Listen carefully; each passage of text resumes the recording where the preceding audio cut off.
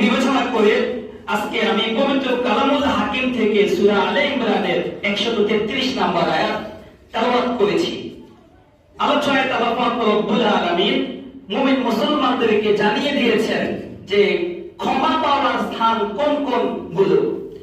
আল্লাহ পাক রব্বুল আলামিন পবিত্র কালামে হাকিমে বলেন, ওয়াসারিউ ইলা মাগফিরাতিন মির রাব্বিকুম ওয়া জান্নাতিন আরদুহাস সামাওয়াতু ওয়াল আরদ উইদ্দাত লিল মুত্তাকিন।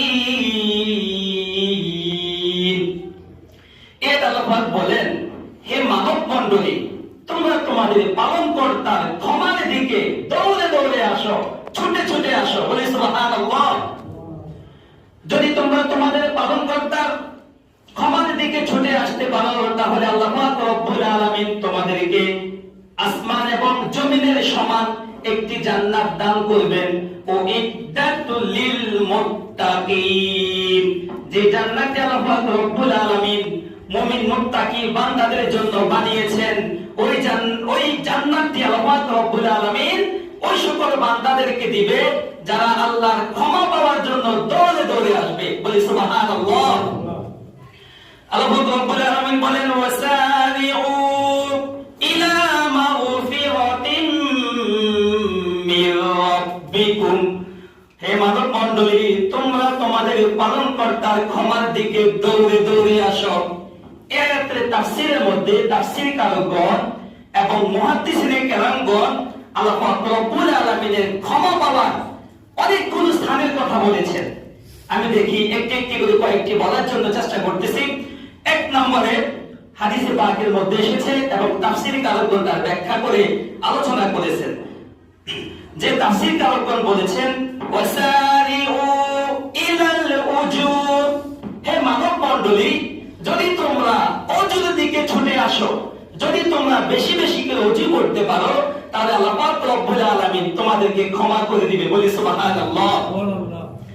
কারণ হাদিসে পাকের মধ্যে আল্লাহর হাবিব সাল্লাল্লাহু আলাইহি ওয়াসাল্লাম বলেছেন, ইন্নাল্লাহা তাইয়্যিব লা ইউকবালু ইল্লা তাইয়্যিবা। আল্লাহ পাক রব্বুল আলামিন হলেন পবিত্র, পবিত্রতা ব্যতীত তিনি কোনো আমলই বান্দার কবুল করেন না। এজন্য আমাদেরকে বেশি বেশি করে ওযু করা লাগবে।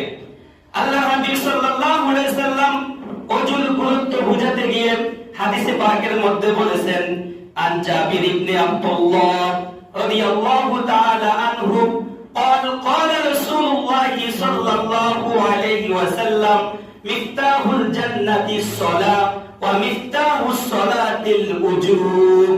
আল্লাহর হাবিব সাল্লাল্লাহু আলাইহি ওয়াসাল্লাম বলেছেন, জান্নাতের চাবি হলো নামাজ, আর নামাজের চাবি হলো ওযু। তাহলে ওযু করলে নামাজ তো শুদ্ধ হবে, ওযু ব্যতীত নামাজ হবে না, কোনো ইবাদতই যথাযথভাবে কবুল করা হবে না। এজন্য নামাজের চাবি হলো ওযু। আমাদেরকে সদা সর্বদা ওযু করা লাগবে।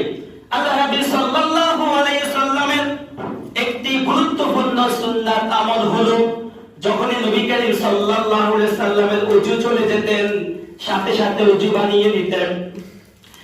সাহাবায়ে কেরাম এই আমলটি সদা সর্বদা পালন করেছেন।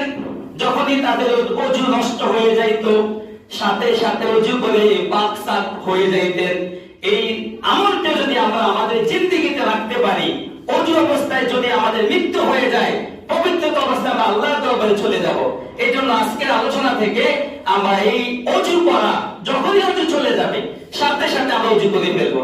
বর্তমানে ওযু করাটা কঠিন বিষয় না। আগেরকার সময়ে কল পাওয়া যেত না, পুকুর পাওয়া যেত না, নদী পাওয়া যেত না, দূর দূরান্ত গিয়ে ওযু করা লাগতো। এখন তো ঘরের ভিতরে বাহিরে যেখানে যাই সেখানে পানি। আজকে থেকে আমরা এই আমলটি সবসময় করবো। ওয়া মা তাওফীকি ইল্লা বিল্লাহ।